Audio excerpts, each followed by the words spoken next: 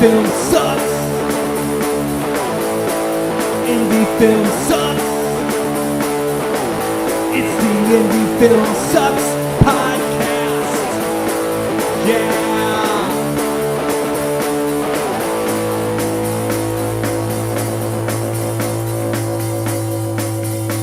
Coming at you from the mean streets of St. Louis, from a basement on South Broadway, the Indie Film Sucks podcast. Because indie film is better when coming back from a festival. Better when you're coming back from a festival. That's Yes. right. Before we jump into that, my name's Macke. This is Chris Grega sitting next to me, and who are we missing over there? Brock Roberts, who is on assignment. Still on assignments. Yes, Man, we missed him in Cleveland, didn't I know, we? we did. He would have had a blast. He would have had a He would have blast. had a blast. Hey, before we jump into that, hey, this is Indie Film Sucks podcast, where we talk about the highs, the lows and the in-betweens. of True independent filmmaking. independent film. Hey, this is a show with just usually three guys, but tonight two guys sit around, talk about our experience with indie films. We talk about our films, mistakes we've made to help you try to prevent making mistakes. We have guests, we have local people coming on. We just like to dive into not what sucks about indie film, but really about the grind behind indie film. I think that kind of sums up what we're trying to accomplish here. And also what sucks about indie film. Exactly. So, yeah, Cleveland. The International Horror Hotel. Yeah, 13th. nice shirt. I know. It's, Nice shirt. I was going to wear mine tonight. That would have been embarrassing. no, so, it would have been great. Yeah. Solidarity. Solidarity. Let's talk about that tonight, because I think that was a good experience for the company. I think for us, because of networking. Sure. And I think both of us, just two of us without three of us going, second film festival I've ever been to. So again, we talked about this on the podcast about how each one's different. Yes. And that couldn't be more true.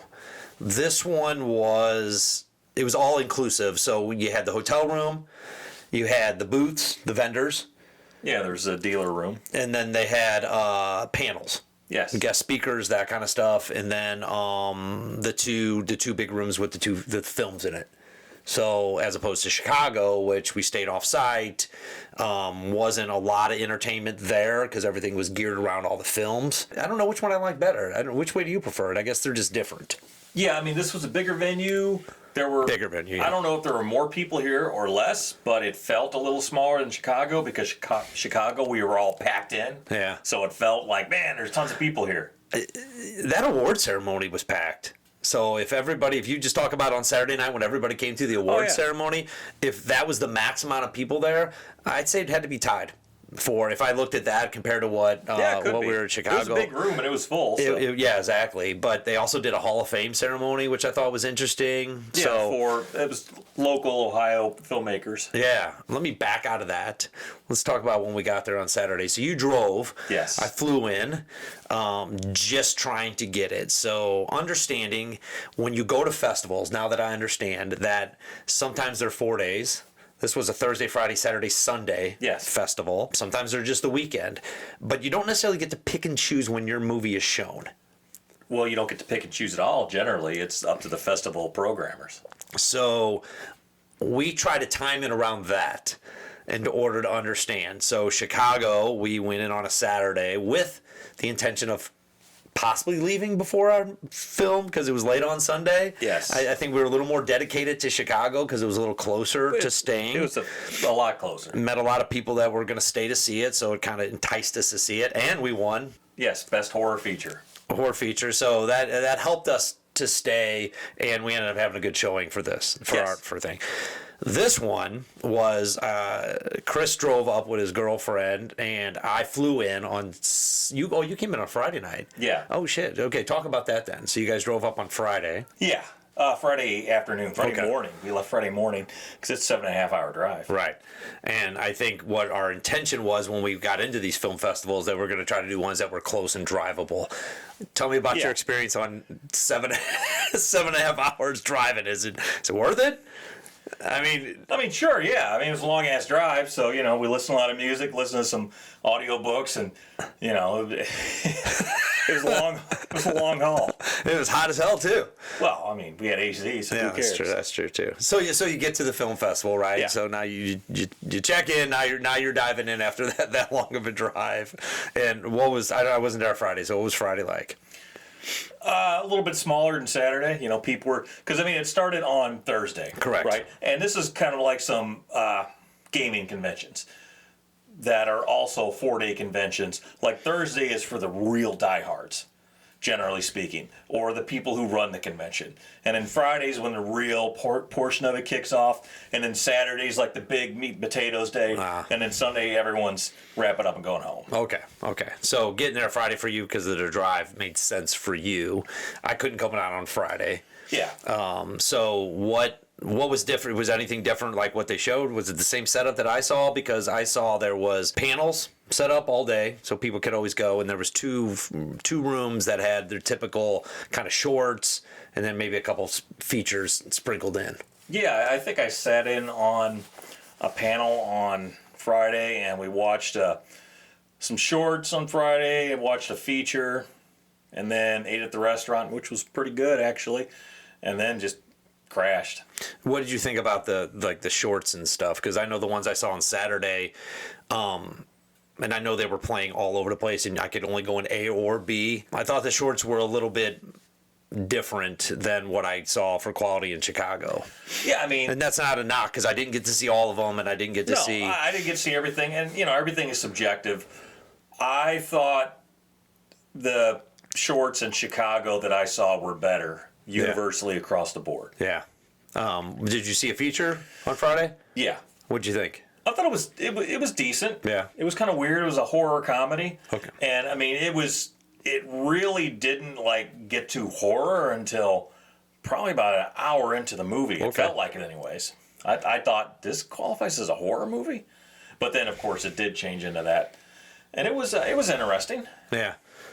I mean, that's just, I guess I can only compare it to the two I've been in. And I think it won something, so, you know. Yeah, no, what I appreciate about the awards, and we'll get into that in a second, is there was a lot of awards for young filmmakers, it seemed like, for this one. Yeah. So maybe that's why they had a lot of introduction to, definitely could tell the difference between people just starting out, and I think that's where some of these shorts were coming from. Sure. And we talk about it all the time. That's where you got to start. That's where you got to grind it out. So I appreciate that, and the fact that they were excited to be there. I was excited for them on that, and I think a lot of the awards kind of attested to that from a sense of like they had like a young writers thing, first time this or something like that, and I think that was encouraging people. I mean, they had to fill a 4-day event.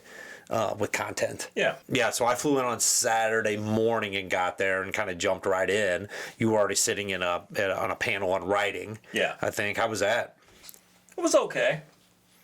It was, I mean, I am not a working screenwriter. That's not how I make my bread and butter. But I'm an experienced screenwriter. I've written quite a few scripts. So there wasn't any real new information for me. It was kind of interesting hearing people talk about their processes and stuff like that. Was that when I walked in, it was right at the tail end. Yeah. 4 people. Yeah. Were on the panel. Yes. Were they all working? I mean, I thought the quality of the guests that they brought to get on some of these panels was pretty high. I mean, I thought they brought in some people that really had some credibility that had done some stuff. I think at least 3 of the 4 were working writers. Okay. Yeah. So. Yeah. No, I think that's key to get people in, and there seemed to be 10, 20 people in there. It was packed. It was probably 30. Okay. Yeah, which is it's not a huge room, but it was kind of like a classroom style room. So, it was capacity. Which is interesting to me because the first one I went to was all films. Yeah. And you either sat out and networked, or you went in and watched films. Well, that also was a smaller space. Yeah, no, I'm just trying to get my head wrapped around kind of how these things. And I've been to both. I've been to some where there's panels. I've been in festivals where I've been on the panel. Okay. And then you have some of them have a really big. It's like a convention with an attached film festival, and this was a film festival with an attached convention. Okay. And that's meaning the dealer's room and everything. Yeah. And I wish I'd have at least walked in there. And I met a bunch of the dealers, at the after party and that kind of stuff. But I just thought it was interesting to go, man, there's 30 people in here. There's people out watching films. You got a vendor kind of section. And yet it didn't seem like there was a ton of people there. But there was, because we saw them all at the awards night. Yeah, and every time I went in the screening room, like, they were all full of people. Full of people, yeah. Which is what you want as a filmmaker. Exactly. So I thought that setup was good because they had tons of space. Yes. Enough space for everybody to kind of flow, do what you want to do. And it was all at one location. Yes. Everything was at the one hotel. Which I know everybody can't do that, and a lot of these they're just they have to find the theater space, the film space first. Yeah. Because that's what's key, and everybody I don't think has the resources. Because this, from what I understood, this festival got taken over by was this a new group? Yeah. This year? Yes. Okay. This was their first year running it. Yeah. They seemed to me did a pretty good job. I thought they did a really good job. I'll critique. I thought the award ceremony was a little long, but it was their gig. Sure. And it was their thing. And so Saturday night was the awards. Yes. So I sat in on 4 or 5 shorts. Yeah. That's kind of where I was because we really wanted to talk to. Funny thing for us is we talked about this when we talked about the Chicago one. There was a distributor there. Yes. That we had met in Chicago. Yes. And I think our opinion in Chicago was, and I think we may have even talked about this on the past podcast, is who's this guy? Yeah. Coming in late, bottom feeder, looking for people. Yeah. Hey, you guys got a movie? You got a movie? Hey. Right. Didn't sit in on our film. Don't know if he sat in on any films, but got introduced by CJ.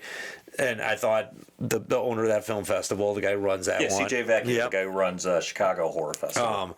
So I knew at least they were connected, but he came off as, hey, I'm not selling this kind of thing, but it's still out there on YouTube. But, and our partner Brock was just like, hey, I bought that, So we kind of came and went because we were leaving. Yeah, we were heading out the door, and he was like trying to, hey, shake hands. And all that. Handing out cards and stuff like that. So we had some good laughs about that. Yeah. Thought typical distributor, he's doing his gig, you got to give him credit on it, but we're thinking the exact same thing. I never thought twice about it. I got his card, it was sitting on my desk at home or whatever, and you had said that he had reached out to you through Instant Messenger or something, you and Brock, which I didn't know until Brock, who couldn't make it to...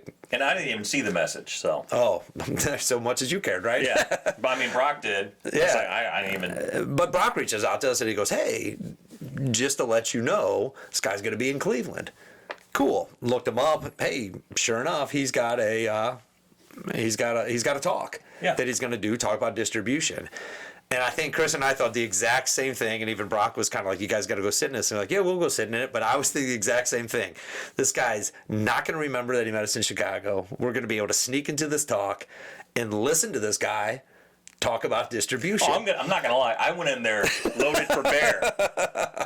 I mean, I was packing questions. I was ready to just start firing them off. I was more excited about sitting in there, listening to this guy, not about what you were going to fire off on him, but I was just like, man, good for this guy. And I know he's trying to hawk films and find things and do some certain things, but he's going to sit and talk to us about distribution. God, I want to hear this. Yeah. And, he was saying some pretty good things. This guy went in like absolutely saying exactly what we wanted to hear, but the truth.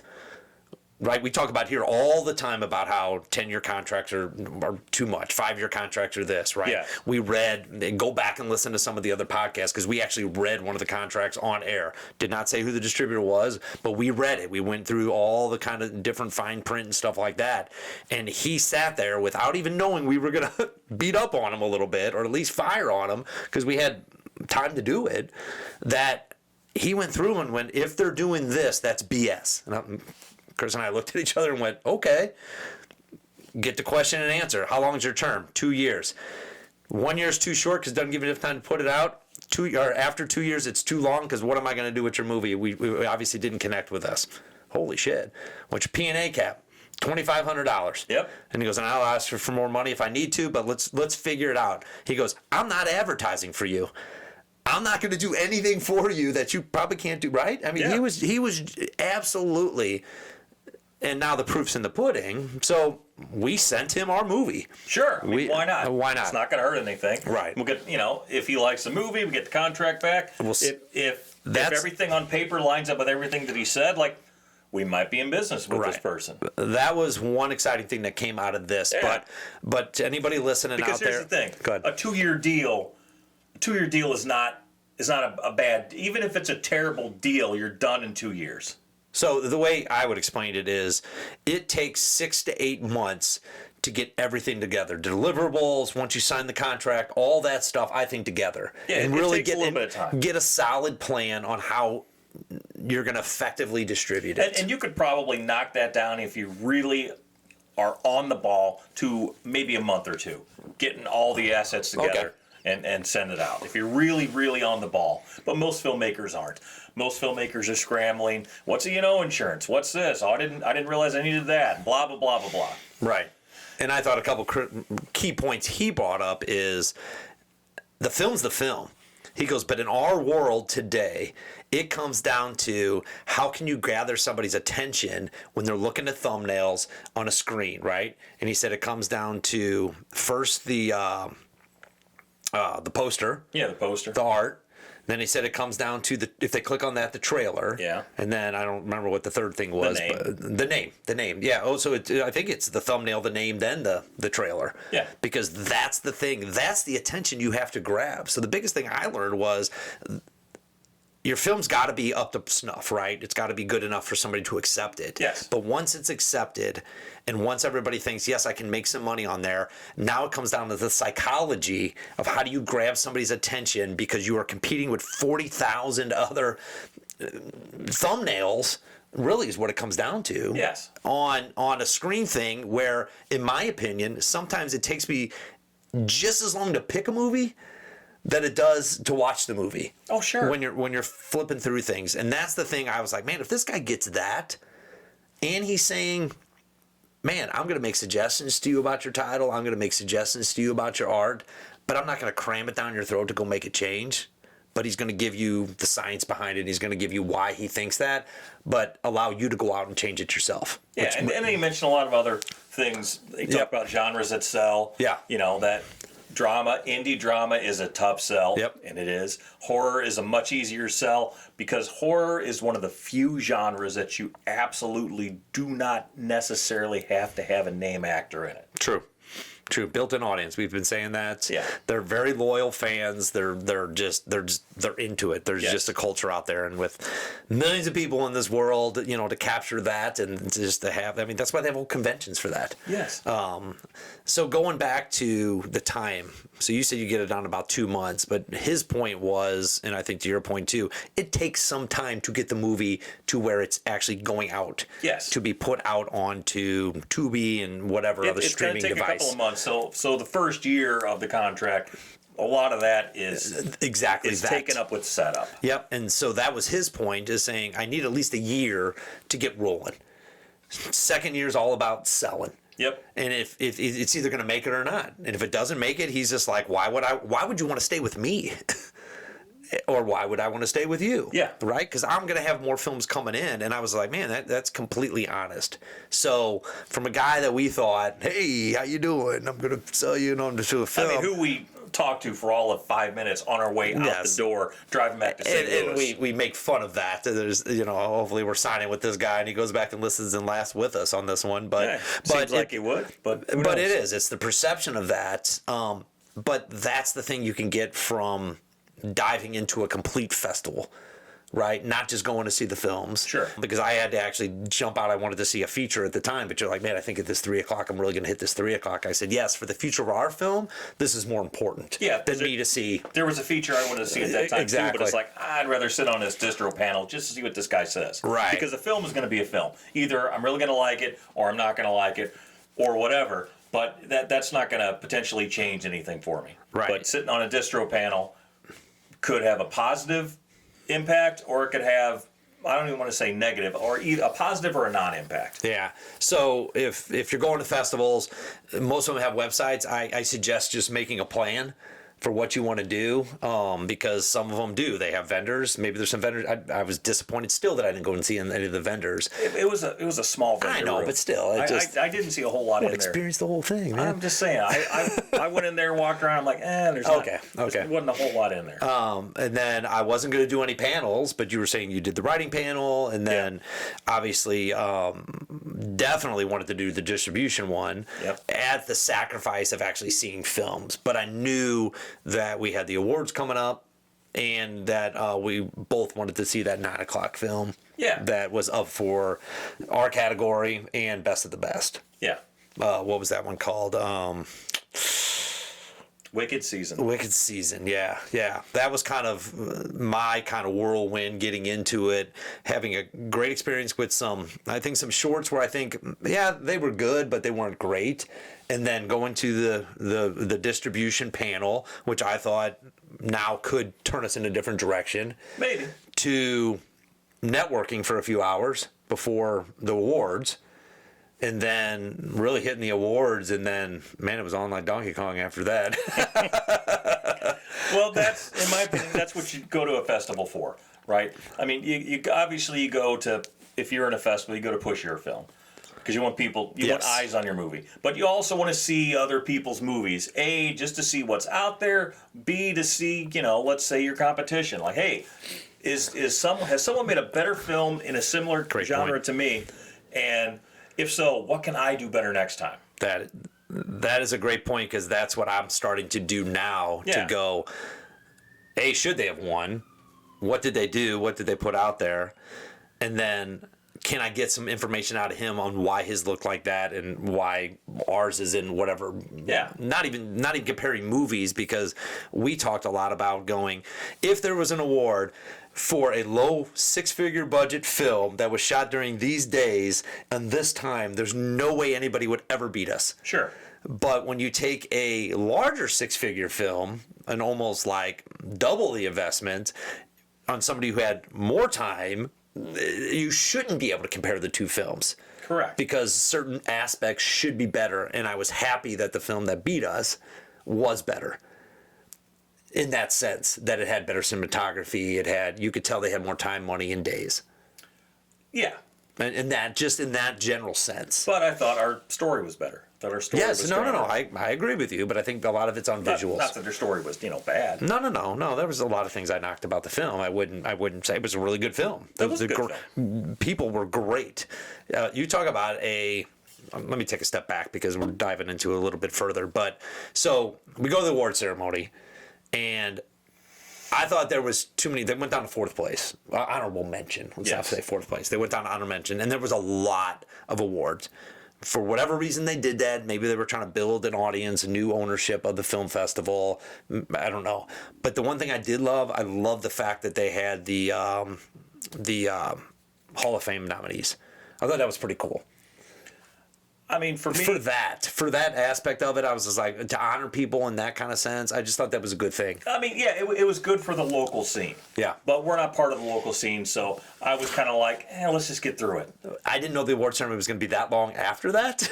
Yeah. So I mean, that would be like if, someone coming to St. Louis Film Festival and they have the local St. Louis Filmmaker Hall of Fame. And I'm from Omaha. It's like, I don't give a shit about Joe Blow from St. Louis, who's been in the St. Louis indie film scene for 20 years. Like, cool, but let's get on with the rest of the show. And it went on for 30 minutes. I came to see what my film did. Yeah. Exactly. So, we did okay. I thought we did okay. Yeah. So this is the way I look at film festivals. First, you have to get in it. That's check one, right? So you got selected over X amount of films that were rejected, right? So we don't know how many submissions they get, but your film got selected. Yes. Then you got put up with other people in your category. And you have to get nominated. And you don't know how many people are in there because you don't know how many films are in there. So I assume that there's a wider range, especially at this one, because it's a 4-day festival. Yeah. So you got to assume there's quite a bit of movies in there. I'm not saying 10s or 12s, probably 8. But then you get nominated and then you go for the awards, right? So we're proud to announce that we got selected We did. And we came away with 2 honorable mentions. We did. Out of that festival. And we got to see the person who ran away with it. Yeah. The Wicked season. So Here we are. So we won honorable mention on suspense thriller, And feature film, and horror feature film. Hey! So the awards keep coming for Red Knighted Skies. Yes. That's the first thing, because you have to be bold enough to enter into them. That's true.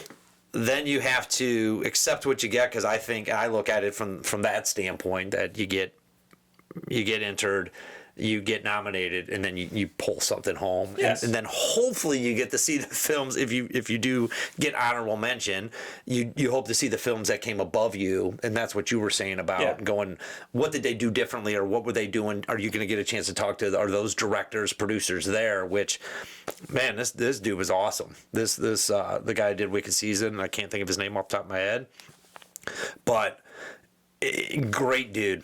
I thought he was a great dude.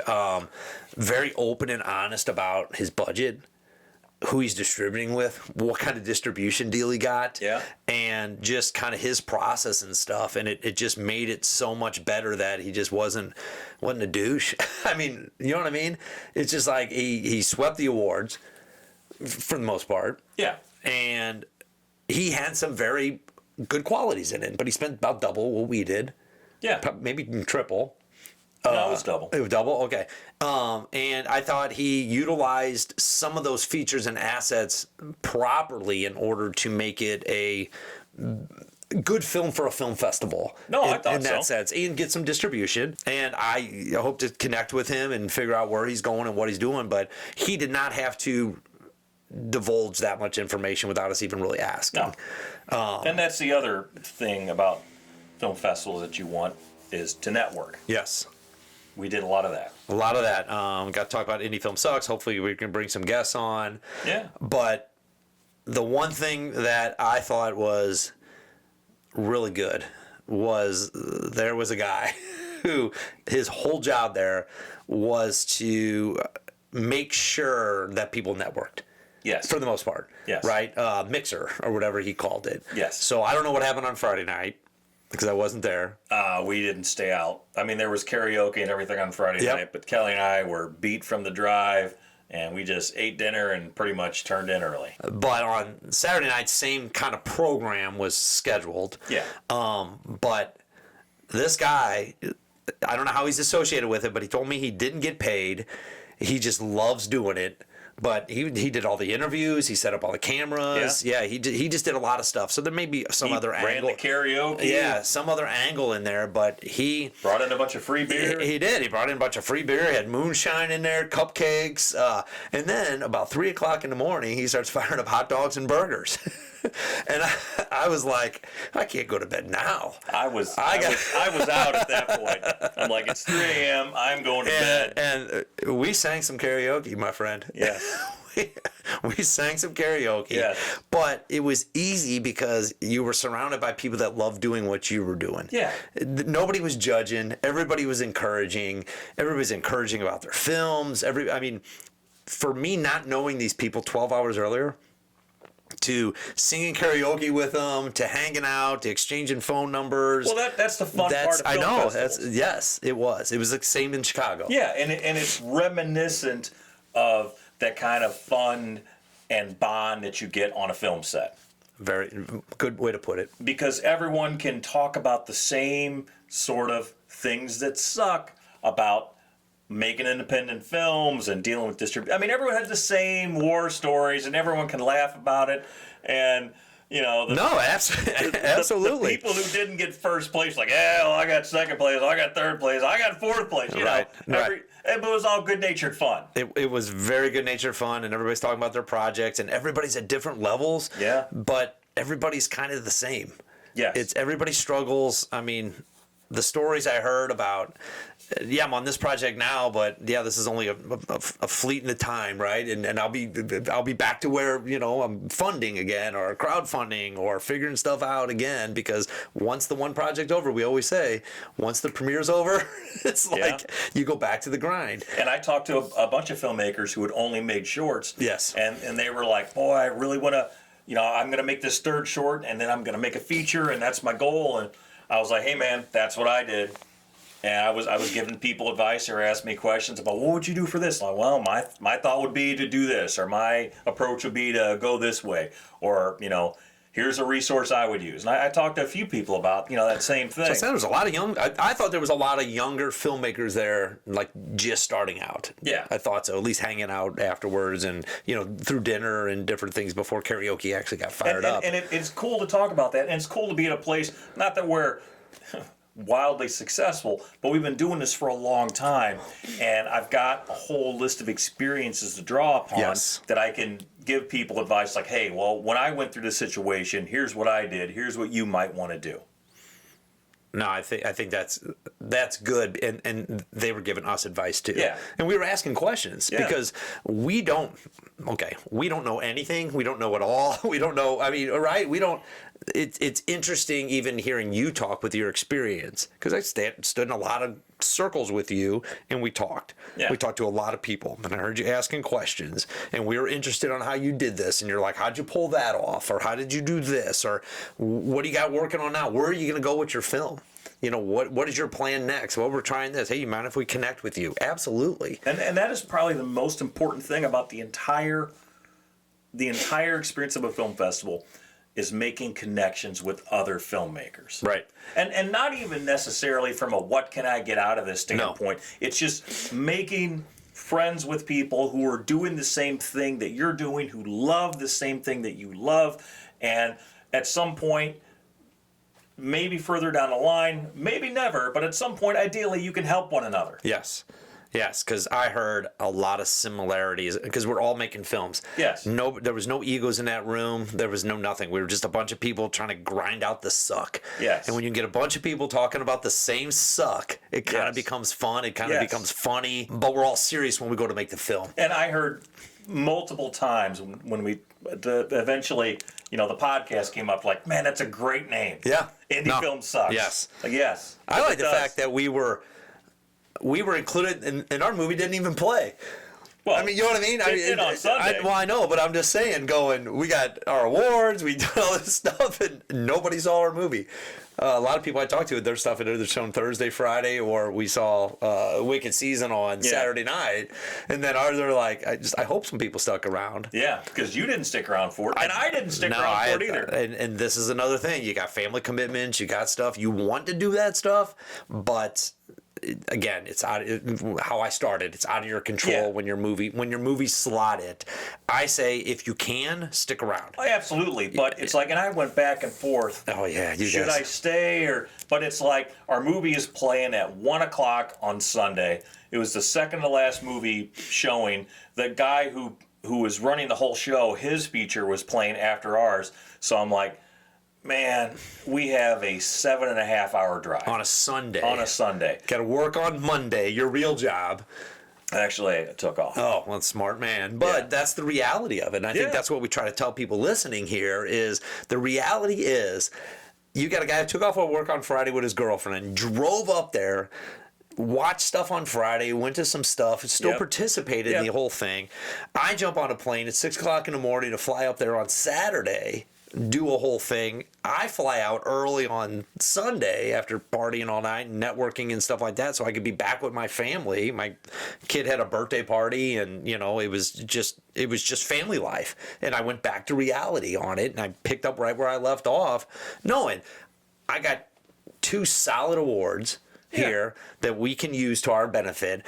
I got tons of experience from people that I didn't even know that just gave it to me graciously. Yeah. I got to talk about the suck with everybody and laugh about it because we all knew what it was like. Yes. Have no budgets, all that stuff we talk about. Yes.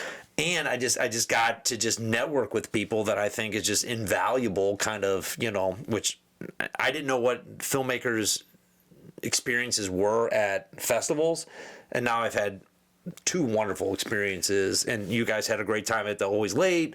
Yeah. And I think there's just a bunch of them out there that now I look forward to them. Yeah, we've been to, I don't know how many festivals over the years, but a bunch. Yeah. Besides St. Louis. And even, the St. Louis Festival, it's all a pretty good experience.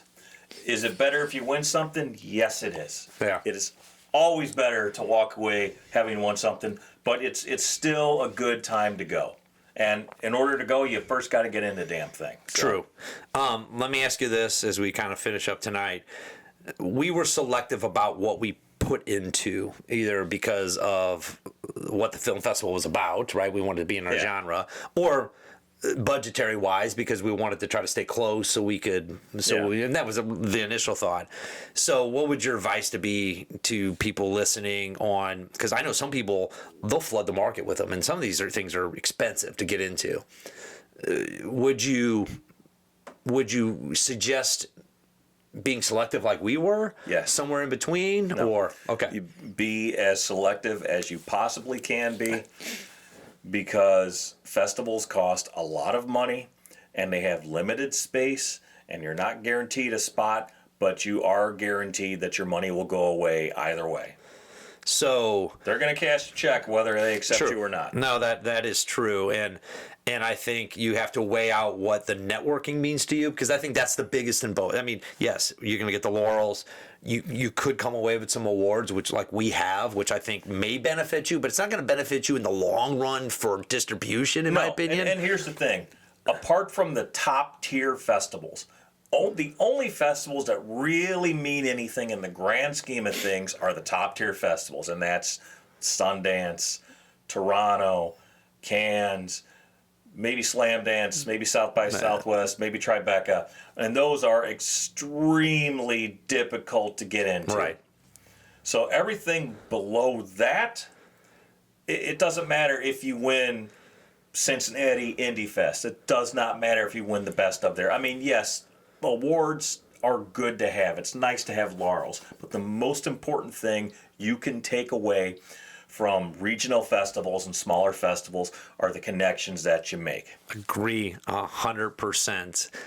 And it's good for Facebook posting. It's good for promoting. It's good. Yeah. It's good for your social media. Yeah. So if you can put that in the context and weigh it against the cost for putting these things in, I think that's the benefit of it. But that's why I wanted to stress, and I'm glad you hit on that too, is the connecting and the networking. Yeah. Film festival, I thought it was well run, well organized, no hiccups on that side. The films played, they were very quality. The showings were very quality. I thought the venue was set up nice. I thought the panels and everything they brought in was just a different experience for me, and the fact that it was all in one place had to cost a little bit of money. Sure. And the fact that they were coming back the next year, and all the awards they did, I thought they thought about the filmmakers. I thought they thought about the experience of what we were going to go through, or any guests they had. That being said, that was all great. So now I can go enjoy myself and network. Yeah, and also watch other movies.